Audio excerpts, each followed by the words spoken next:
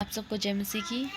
पिछले से पिछले संडे परमेश्वर के दास, हमारे स्पिरिचुअल फादर पास्टर अंकुर नरूला जी ने बहुत एक अमेजिंग वचन सुनाया था। और बाबा जी ने बोला था, जब हम वो सुनते हैं, जब हम सीखते हैं, तो हम औरों को भी सिखाएं। हालेलुया। तो वो वचन मैं आपसे शेयर करना चाहती हूँ। परमेश्वर के दास ने कहा, जब किसी को पेट दर्द होता है तो पेट के डॉक्टर के पास जाता है। जब किसी को आइज़ की प्रॉब्लम होती है तो ईएनटी स्पेशलिस्ट के पास जाते हैं ना। और वो घर बैठकर रोते नहीं है, वो अपने लिए बेस्ट से बेस्ट स्पेशलिस्ट को चूज़ करते हैं ना, और उनके पास जाते हैं। पर जब क्रिश्चियन को प्रॉब्लम होती है तो वो घर बैठकर रोते हैं। परमेश्वर के दास ने कहा कि जब हमें फाइनेंस में गड़बड़ होती है तो हम अच्छे से अच्छे सीए के पास डिस्कशन करते हैं और मिस्त्री के पास जाते हैं। जब हमें मकान की कोई मरम्मत, मकान का कुछ बनवाना हो तो। और पर तो परमेश्वर ने अपने लोगों को चर्चेस में ठहराया है। हालेलुया। अगर परमेश्वर ने डायरेक्ट अपनी आत्मा के द्वारा काम करना होता तो परमेश्वर कभी भी नहीं कहते कि ना मैंने चर्च में अपने टीचर्स ठहराए हैं, पास्टर्स ठहराए हैं, इवेंजलिस्ट ठहराए हैं, प्रेरित ठहराए हैं। फिर तो परमेश्वर ऐसे कहते हैं कि मैंने अपना आत्मा ठहराया है तुम्हें छुड़ाने के लिए ना। जो हीलिंग होती है, डिलीवरेंस होती है, वो हमारी उन्नति के लिए होती है ना। तो वो हीलिंग हमारी उन्नति का हिस्सा है। हीलिंग डिलीवरेंस जो लोग कहते हैं कि ये स्पिरिचुअल थिंग है, जिनके पास ये वरदान नहीं होता वो लोग इस चीज़ की निंदा करते हैं। आज टेक्नोलॉजी इतनी हाई हो गई है, लोगों का डिप्रेशन भी हाई हुआ है उसके साथ साथ। और जो परमेश्वर में नहीं है वो डिप्रेशन में है, क्योंकि यीशु के लहू में हम सुरक्षित हैं। जब हम जीवित चर्च में आएंगे, सुनेंगे, तो पता चलेगा प्रभु हमसे क्या चाहता है। स्पिरिचुअल लोगों की संगति करना, जीवित चर्च पर ग्रेस होती है, जीवित चर्च में ग्रेस अवेलेबल होती है डिलीवरेंस के लिए। तो जो हम देखते हैं चर्चों में, ये इतनी गवाहियाँ इत्तेफाक नहीं है। ये एक दो को जोश आ सकता है, एक दूसरे को देखकर बोल ले, हम सोचते हैं। लेकिन इतनी हजारों हजार गवाहियाँ बनाना ये कोई इत्तेफाक नहीं है। जब हम दाऊद के जीवन को देखते हैं, परमेश्वर के दास ने बताया 1 शमूएल 22 के अंदर, जब दाऊद के ऊपर परमेश्वर का दर्शन था, और जो दाऊद के साथ जो खड़े होने वाले थे लोग, वो लिखा हुआ है कि दाऊद के पास करजाई आए, दुखी थे, बीमार थे, जो ऐसे लोग आए जो हेल्पलेस ना। लेकिन जब उसके बाद हम आगे के अध्यायों में जब पढ़ते हैं तो दाऊद के साथ वो जो लोग जो थे ना, उनमें से कोई भी करजाई नहीं रहे। वो इतने योद्धा बन गए, जो निर्बल थे वो बलवान हो गए। इतना अपने वो वैसे नहीं रहे जैसे वो उदास आए थे, जैसे वो जिन परिस्थितियों में आए थे वो वैसे नहीं रहे।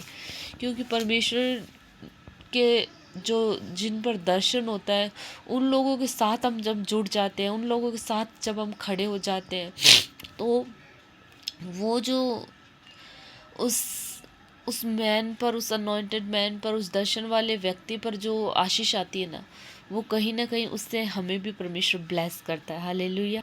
तो इसलिए जहाँ प्रभु ने हमें रखा है, वहाँ पर हमारी 10 बार भी बेइज्जती हो तो भी हमें वहीं रहना है, क्योंकि परमेश्वर में वही बढ़ाता है। हालेलुया।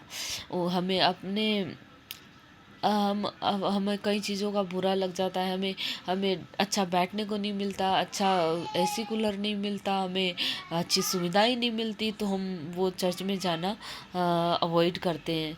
तो ये इसलिए होता है क्योंकि हम अपने आप में मरे नहीं हैं, हम अपने आप का इनकार करना नहीं सीखे हैं। जब हम अपने खुद में मर जाते हैं ना, तो हमें फिर जीवित चर्च के लिए हम कोई भी कीमत चुकाने को तैयार होते हैं। हालेलुया।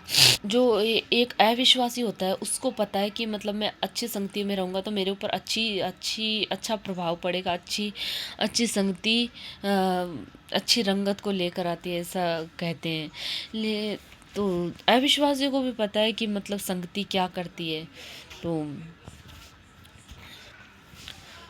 प्रभु ने जहाँ ठहराया है, प्रभु कहता है कि मैं तो हीलिंग कर रहा हूँ, मैं तो डिलीवरेंस कर रहा हूँ, तू तू नहीं जा रहा। तू मतलब आप रो रहे हैं, बैठे-बैठे परमेश्वर की दुहाई दे रहे हैं। परमेश्वर कहते हैं मैं सब कुछ कर रहा हूँ। मतलब हम आत्मा में अभी भी बच्चे बने हुए हैं, बच्चों की तरह रो रहे हैं, प्रभु प्रभु कर रहे हैं ना। तो परमेश्वर कहते हैं कि मैंने तो ये सब अपने लोगों को ठहराया, अपने दासों को ठहराया है, ऐसा मसा दिया है ऐसे लोगों को, ऐसे डिलीवरेंस का, ऐसे हीलिंग का, ऐसे वरदानों से भरकर परमेश्वर ने अपने लोगों को खड़ा कर रखा है। हम शाऊल को देखते हैं। शाऊल जो नबियों में से नहीं था, लेकिन फिर भी वो जब वो जाता है नबियों के दल में, तो वो नबूवत करने लग जाता है। क्योंकि जो शमूएल नबी होते हैं उनके अराउंड इतना मसा होता है कि मतलब जो भी वहाँ जाता है, वो एक आम व्यक्ति भी आम नहीं रहता, वो भी नबूवत करने लग जाता था। तो हमें फेद के लिए किसी भी काउंसलिंग की ज़रूरत नहीं होती। जब हम हीलिंग को, डिलीवरेंस को, चीज़ों को देखते हैं, तो हमें अपने आप ही हमारा फेथ बढ़ जाता है। अपने आप ही हम चीज़ों को, गवाहियों को देखते हैं, तो अपने आप ही हमारे अंदर वो परमेश्वर का वो मसा, वो अनॉइंटिंग काम करती है। Hallelujah, hallelujah. परमेश्वर, जब हम परफ्यूम, पापा जी कहते हैं जब हम परफ्यूम की दुकान पर काम करते हैं, तो जब हम वहाँ दिन भर हम परफ्यूम लोगों को जब दिखाते रहते हैं, खुद पर हम छिड़कते नहीं हैं, खुद पर हम लगाते नहीं हैं, फिर भी हम जब परफ्यूम की दुकान से हम शाम को निकलते हैं, तो हम अपने आप ही सुगंधित होते हैं। तो यही होता है जब हम जैसी संगति में, जैसे लोगों के बीच में रहेंगे, वो मसा, वो अनॉइंटिंग अपने आप हमारी लाइफ में दिखती है। हालेलुया। आज लोग कहते हैं कि ना, जो पापा जी की मिनिस्ट्री में इतने अमीर लोग हैं, इस परमेश्वर ने वहाँ लाखों के वो होती है, ऐसे लोग हैं जो चर्च को बढ़ा रहे हैं। तो ये सब स्टार्टिंग से ऐसा नहीं था। आप स्टार्टिंग से उनकी कलीसिया को देखोगे, स्टार्टिंग से उनका जो, वही 4 लोगों से उन्हें शुरुआत की थी, वही आम लोगों की तरह शुरुआत करी थी। आज यहाँ से किराया से वहाँ शिफ्ट हो रहे हैं, आज वहाँ शिफ्ट हो रहे हैं, आज ये नहीं है, आज वो नहीं है। जो लोग उनके साथ उस दर्शन में जब शुरू से उनके साथ चले ना, वही लोगों को परमेश्वर ने इतना बढ़ा दिया कि आज वो इस लायक हो गए हैं कि आज वो उस कलीसिया को सपोर्ट कर रहे हैं। आज उस कलीसिया को, आज वही लोग जो जो दाऊद के पास जैसे आए थे, वो मरे हुए, करजाई, उदास लोग, वही योद्धा बन गए। आज वही योद्धा बन गए। आज वही परमेश्वर ने उनको ऐसे बढ़ाया, उन्हें ऐसे ब्लेस किया है, ऐसी पदवियों पर पहुंचाया कि आज वो उस चर्च को सपोर्ट कर पा रहे हैं।